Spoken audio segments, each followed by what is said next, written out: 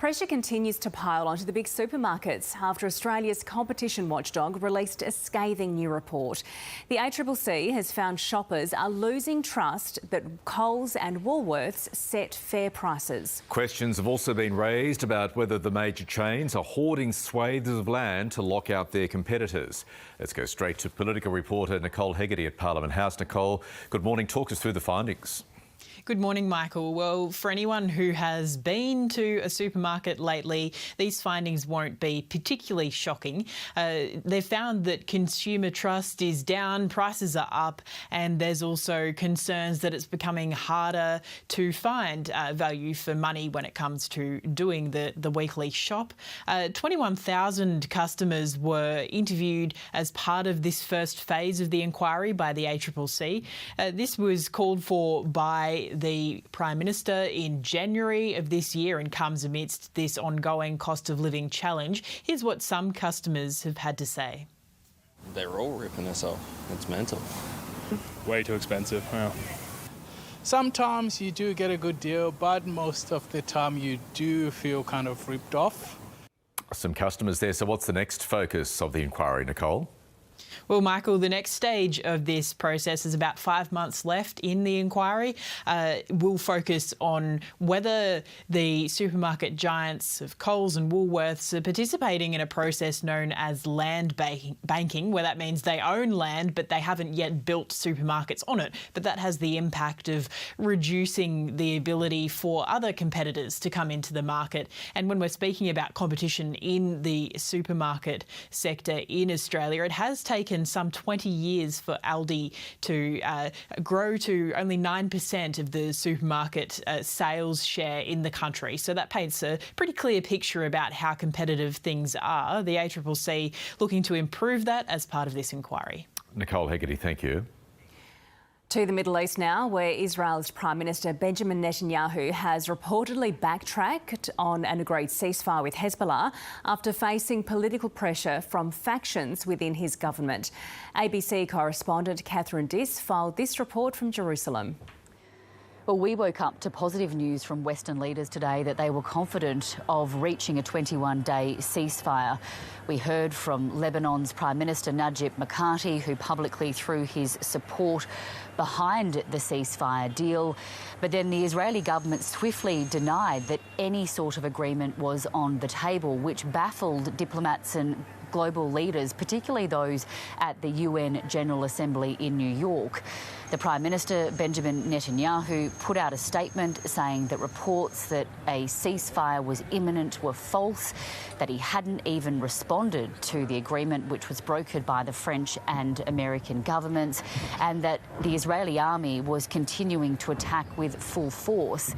But then, just a few hours later, what appears to be the real story started to emerge in Israeli and American media, which reported that Prime Minister Benjamin Netanyahu, initially behind the scenes threw his support behind the agreement, but then backtracked after facing political pressure from factions within his own government, including from the Defence Minister Itamar Ben-Gvir, who publicly threatened to collapse the government if the ceasefire deal was agreed to.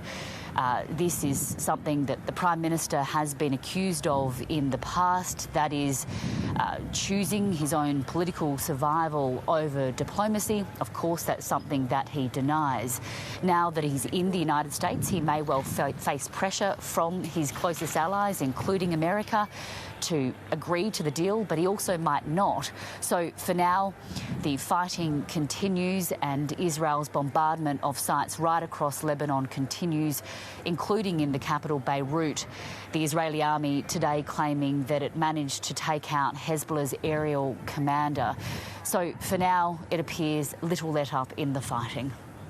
Kathryn Diss reporting. More news now. A jury has found independent South Australian MP Troy Bell guilty of 20 counts of theft and 5 out of 6 counts of dishonest dealings with documents after a 3-month trial. The jury found he failed to return more than $400,000 from not-for-profit educational organisations. Bell had pleaded not guilty to all charges before the trial began.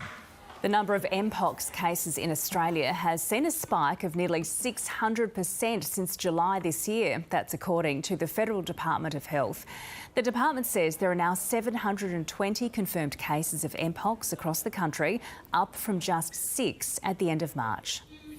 Advocates for change in youth justice say they're concerned the Western Australian government hasn't set a date to close Unit 18. The facility was the site of the state's first recorded death in youth detention in October last year. The government says it can't close the unit until a new centre is complete. It is hopeful early site work for that new centre will begin this year. The real estate sector is urging against the introduction of rental caps in Queensland after the Premier refused to rule out the policy yesterday. They say increased rental controls may make the housing crisis worse by intimidating investors. Premier Stephen Miles says he'll have more to announce on the issue before the election. Services and marches will be held around the country today for National Police Remembrance Day.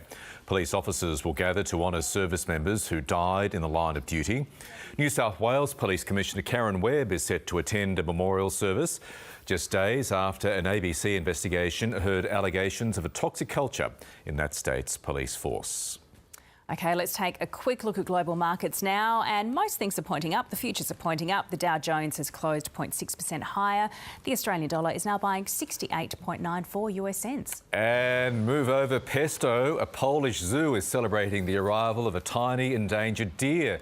The pudu is one of the smallest deer in the world, originating in the forests of Chile and Argentina.